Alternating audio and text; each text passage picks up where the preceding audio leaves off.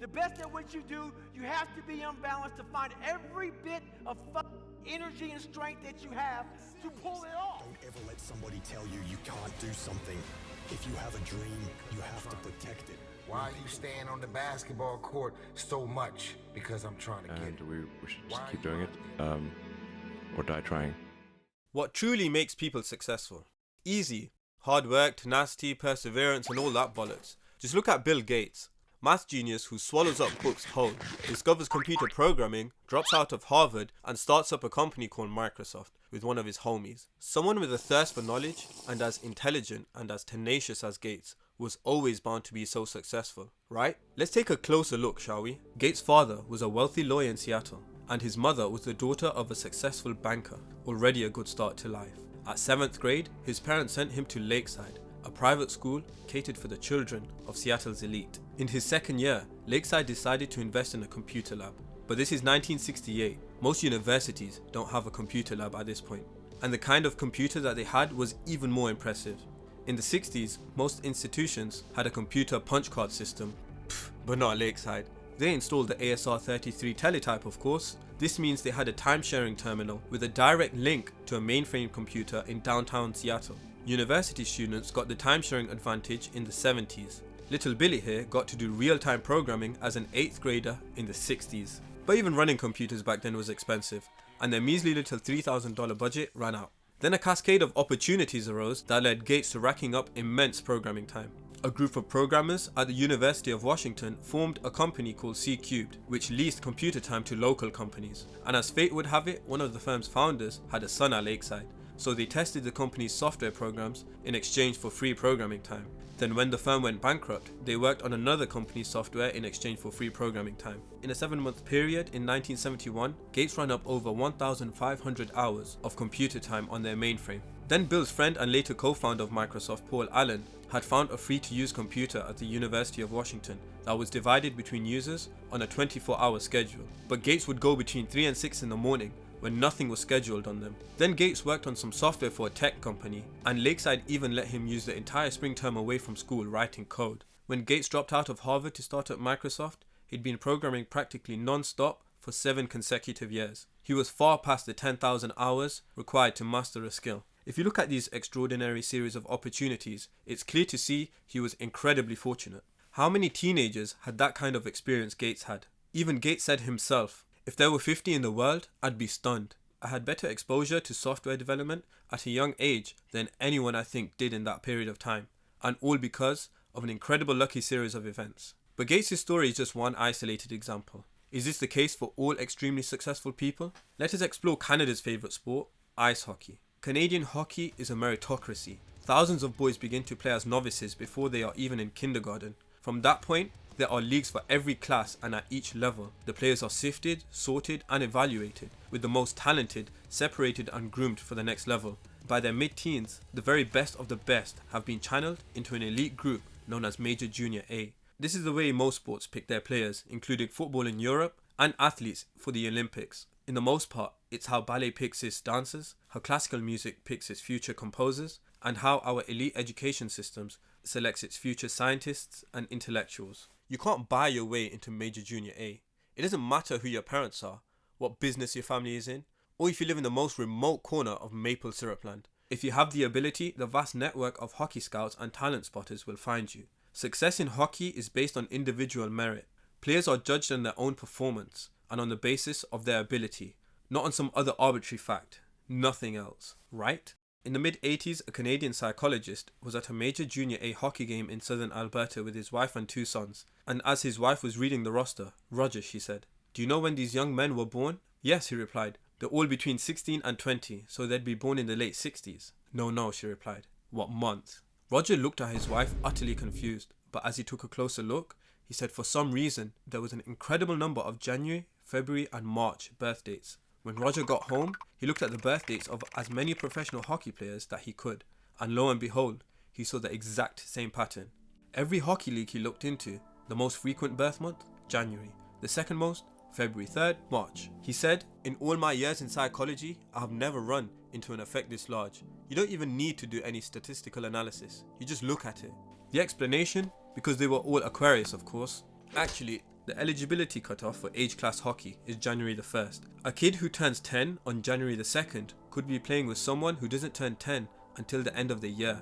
At that age, in pre-adolescence, a 12-month age gap represents a massive difference in physical maturity. When the coaches start to select players for the travelling rep squad or the all-star teams at the age of 9 or 10, the older players who are bigger and more coordinated are far more likely to be picked due to the critical extra months of maturity.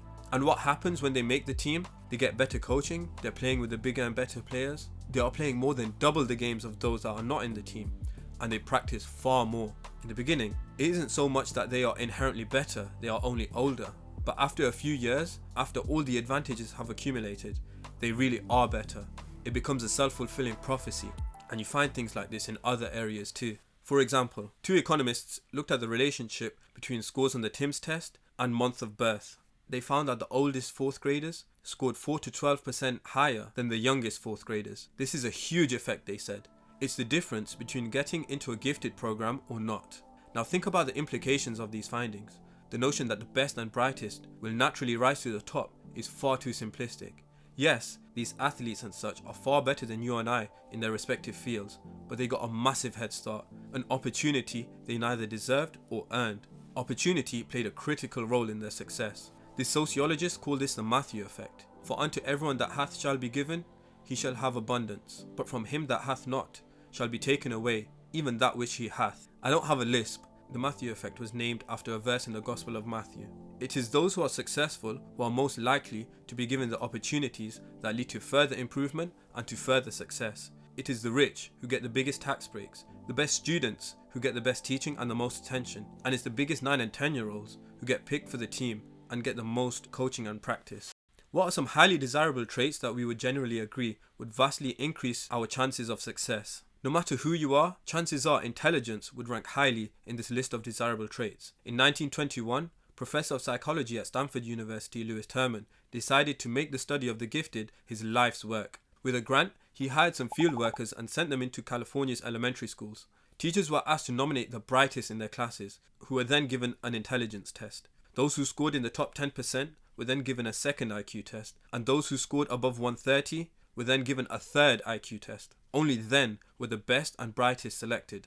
By the time Terman finished, he had sorted through 250,000 elementary and high school students and identified 1,500 of the brightest, whose IQ ranged from 140 to 200. The group of young geniuses were subjects of what would become one of the most famous psychological studies in history. These children were in the 99th percentile of the 99th percentile for intelligence. For the rest of his life, Terman watched them like a hawk. They were tracked, tested, measured, analysed, with educational attainments, marriages, promotions, job changes, you name it. It was all carefully tabulated in meticulous detail. Today, many of Terman's ideas remain central to the way we think of success. Schools have programs for the gifted. Elite universities often require students to take an intelligence test for admission. Large corporations have aptitude tests to test the cognitive abilities of prospective employees out of the same belief. The belief being, those with the highest IQs have the greatest potential. So in the end, how did Terman's child geniuses get on? Did they find the leaders who advanced science, art, government, education, and social welfare? Did they find the future Einsteins, the future Mozarts, the future Franklins, and the future Churchills? By the time they reached adulthood, some of the geniuses had grown up to publish books and scholarly articles and thrive in business.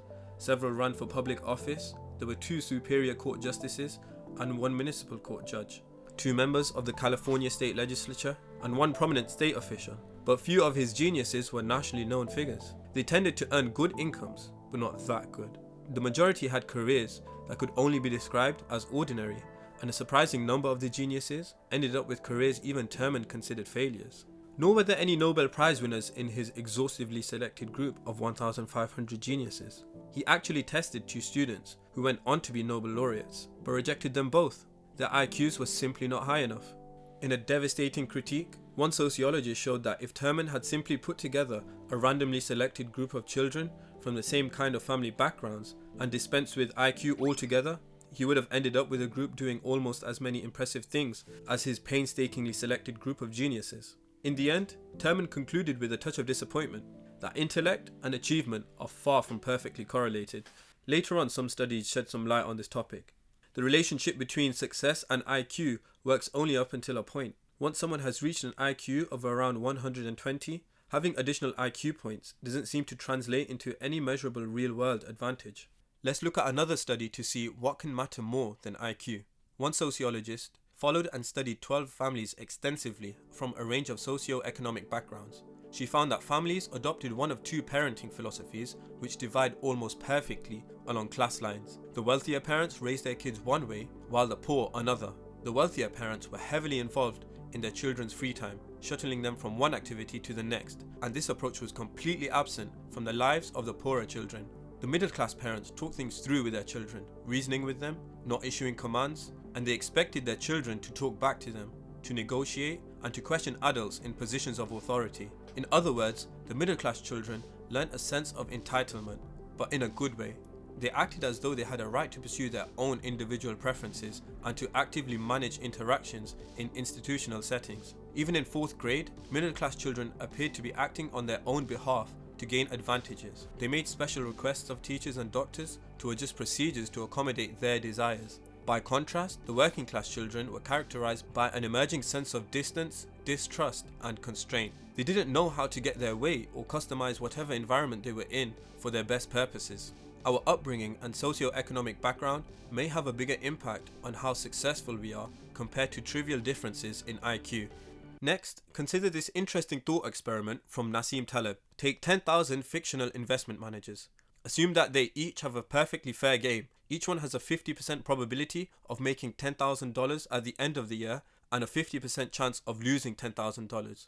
Once a manager has a single bad year, he is thrown out of the sample. So after the first year, we expect 5,000 managers to be up $10,000 each and 5,000 to be down $10,000. After the 5th year, there remain 313 of these managers who have been successful for 5 years in a row. Even if we create a cohort that is composed exclusively of incompetent managers, a manager with a negative expected return, in this case a 55% chance to lose $10,000 and a 45% chance to earn $10,000 at the end of the year, we are left with 184 fictional investment managers. But that's where everyone's focus and attention will be. True, they represent less than 2% of the original cohort, but they will get the attention. Nobody will mention the other 98%. The counterintuitive point is that a population entirely composed of bad managers will produce a small amount of great track records. Those 2% who made a profit over 5 years in a row did so out of pure luck. But cameras will be put in their faces, journalists and podcast presenters will swarm them for their secrets for success. They'll publish books and memoirs and interviews, and they'll attribute their success to perseverance, hard work, because all the rest of us just sit on our asses and do nothing all day. But we're the suckers for believing in them. Almost everywhere we look, we see the successful as people who have capitalized off of luck and incredible opportunities. Hockey stars and athletes, entrepreneurs and Bill Gates. Let's even take a quick look at the Beatles. They were also very lucky. In the 60s, they were a struggling rock band and they were invited to play in Hamburg, Germany. To quote, Hamburg didn't have rock and roll clubs, it had strip clubs. There was one owner, Bruno, who had the idea of bringing in rock groups to play in various clubs. He went to London to look for bands, but he happened to meet an entrepreneur from Liverpool in Soho who was down in London by pure chance, and he arranged to send some bands over, one of them being the Beatles. To quote again, they kept going back because they got a lot of alcohol and a lot of sex. We played 7 nights a week. At first we played almost non-stop till 12:30 when it closed. The Beatles ended up travelling to Hamburg 5 times between 1960 and 62. Altogether they performed for 270 nights in just over a year and a half. By the time they had their first burst of success in 64, they had performed live an estimated 1,200 times. Most bands don't perform 1,200 times in their entire careers. To quote the club owner, they were no good on stage when they went there, and they were very good when they came back. Being sent to Hamburg was an incredible opportunity that made them, and it was a massive stroke of luck. Lucky breaks don't seem to be the exception with software billionaires, rock star bands, and star athletes. They seem to be the rule.